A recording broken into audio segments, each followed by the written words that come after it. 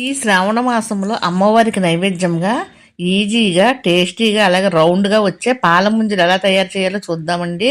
దీనికి పప్పు నానబెట్టిన అవసరం లేదు, రుబ్బన అవసరం లేదు. ఎప్పుడైనా స్వీట్ తినాలనిపించినా అమ్మవారికి నైవేద్యం పెట్టాలని అప్పటికప్పుడు చేసుకోవచ్చండి. ఈ పాల ముంజలు ఈజీగా టేస్టీగా ఎలా తయారు చేయాలో చూడాలంటే మా ఛానల్లోకి వెళ్ళి ఒకసారి చెక్ చేయండి. ఈ పాల ముంజలకి పప్పు నానబెట్టిన అవసరం లేదు, మెత్తగా రుబ్బన అవసరం లేదు. అలానే వంట రాని వాళ్ళు కూడా ఈజీగా చేసుకోవచ్చండి.